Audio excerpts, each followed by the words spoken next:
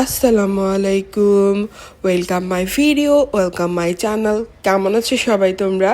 আশা করছি সবাই অনেক ভালো আছো।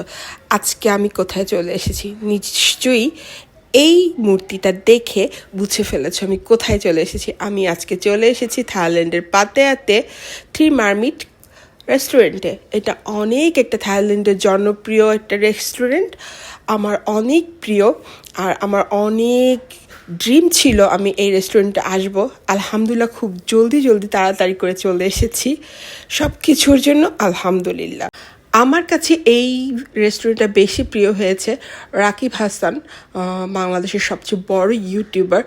ওনার একটা ভিডিওতে আমি দেখেছি, তখন থেকেই আমি আসার জন্য অনেক পাগল ছিলাম। বাট আমি এত তাড়াতাড়ি আমার ড্রিম পূর্ণ হবে আমি ভাবতেও পারিনি।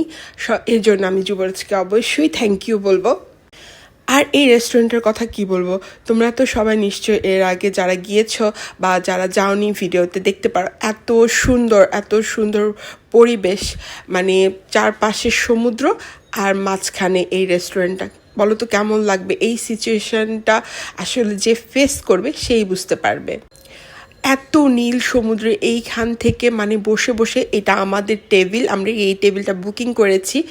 আর যেহেতু আজকে রাতেই 31st নাইট 2026 শুরু হয়ে যাবে, তো আমরা অনেক কষ্টে এই টেবিলটা বুকিং করেছি, কারণ সব কিছু বুকিং হয়ে গিয়েছিল। আর যেহেতু থাইল্যান্ডে একটা পার্টি ভাইব সবসময় থাকে, সবাই 31st নাইট বা যে কোনো উৎসবে এখানে আসে।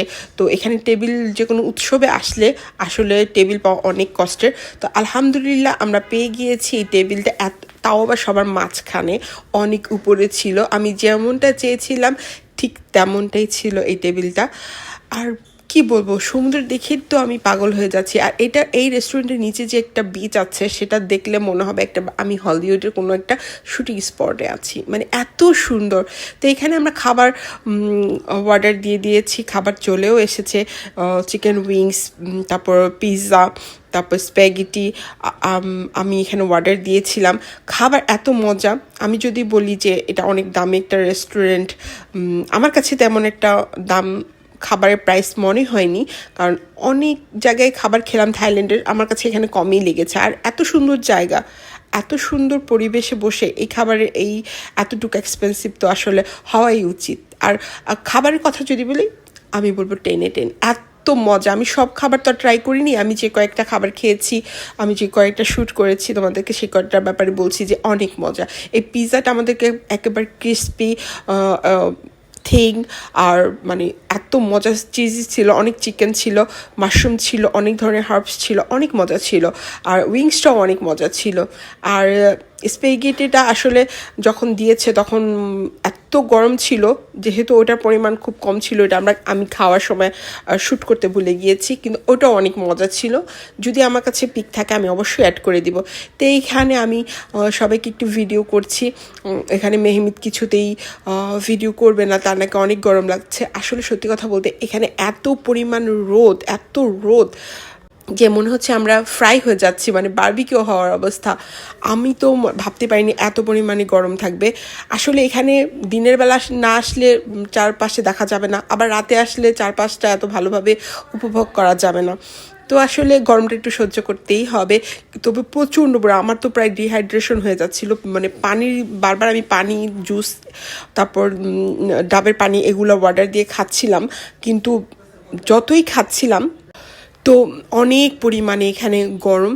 শুধু একটাই প্রবলেম ছিল। আর এছাড়া আমি পরিবেশের কথা বলবো, মানে 100-100, এত সুন্দর, মানে সব কিছু এত সুন্দর সাজানো গোছানো, আমার তো খুব ভালো লেগেছে।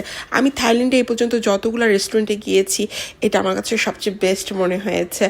আর এটা তো এমনিতেও নাম করা একটা রেস্টুরেন্ট, এখানে সুইমিং পুল আছে, সারাদিন পার করার জন্য এটা একটা বেস্ট জায়গা। যদিও বাচ্চাদের একটু কষ্ট হয়ে যায়, যেহেতু খোলামেলা গরম, যদি একটু আবার ঠান্ডা বাতাস থাকতো, তখন যেদিন নাকি একটু বৃষ্টি পড়বে ওই দিনের ওয়েদারটা এখানে মনে হয় আমার কাছে সবচেয়ে বেস্ট মনে হবে।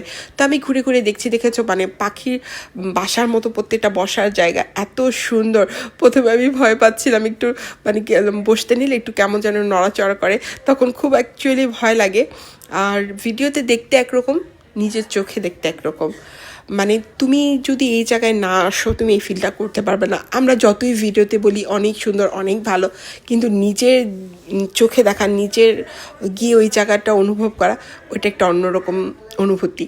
তো আমার কাছে খুব ভালো লেগেছে, মানে আমি এই জায়গাটায় আবার আসতে চাই, বারবার আসতে চাই। আমি তো এখানে আসার জন্য একটা ড্রেস বানিয়েছি অনেক টাকা খরচ করে, প্রায় 15,000 টাকা খরচ করে একটা ড্রেস বানিয়েছি। আমি এখানে মারমিডের মতন সেজে একটি ছবি তুলবো, বাট যুবরাজ আমাকে না বলেই এখানে নিয়ে এসেছে, আমাকে সারপ্রাইজ দিয়েছে। আমি আসলে ওকে বলিনি যে আমি ড্রেস বানিয়েছি, তখন কি করব, আসলে আল্লাহ যা করে ভালোর জন্য করে। যে পরিমাণ গরম ছিল, এই গরমে যদি আমি ওই ড্রেস পরে আসতাম তাহলে খবরই ছিল, মানে আমি মনে হয় সিদ্ধ হয়ে যেতাম পুরোটা। তো শাড়িতে একটু মোটামুটি পাতলাই ছিল, তো ক্যারি করতে অনেক সুবিধা হয়েছে, ঘুরতে অনেক ভালো লেগেছে। আসলে যা হয় ভালোর জন্য, হ্যাঁ আমি বলবো। তো এইখানে ঘোরার মানে আমি আমার অনুভূতিটা বলি, সবচেয়ে বেস্ট আমার কাছে অনেক ভালো লেগেছে।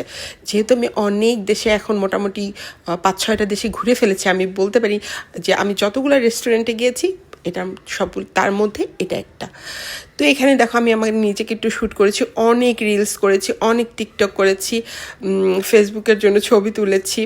তো আজকে আমার আসলে খুব খুব ভালো লাগছে এখানে এসে। তো আমাদের খাওয়া দাওয়া শেষ, আর আমরা এখানে ভেবেছিলাম সন্ধ্যা পর্যন্ত থাকবো, বাট বাচ্চারা পুরা গরমে শেষ হয়ে যাচ্ছে, তো ওদের জন্য মাত্র এখানে আমরা 3 থেকে 3.5 ঘন্টা ছিলাম। আমার আসার সময় খুব কষ্ট হচ্ছিল, এখান থেকে বসে বসে আসলে 31st নাইটটা পুরাটা দেখতে পারলে অনেক ভালো ভালো লাগতো। এখানে নাকি অনেক ফায়ারিং হয়, অনেক কিছু হয়, বাট বাচ্চাদের জন্য পারিনি, চলে আসতে হয়েছে তাড়াতাড়ি করে। কি আর করা, নেক্সট টাইমে গেলে হয়তো বা আবার যাব, বারবার যাব। আমার খুব প্রিয়। আর এই জায়গাটার কথা কি বলবো, ইনস্টাগ্রামে, টিকটকে, ইউটিউবে এত এত পরিমাণ রিলস আর এত পরিমাণ ভিডিও দেখেছি যে আমার কাছে গিয়ে মনেই হয়নি যে এটা আমি নতুন এসেছি, প্রথম এসেছি। আসলে প্রথম সব কিছু দেখাটার অনুভূতিটাই ভিন্ন, তাই না?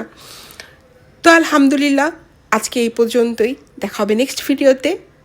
আর তোমরা অবশ্যই কমেন্ট করে জানাবে আমার ভিডিও তোমাদের কেমন লাগছে, বেশি বেশি করে লাইক করবে আর শেয়ার করবে সবার সাথে। আল্লাহ হাফেজ, বাই বাই।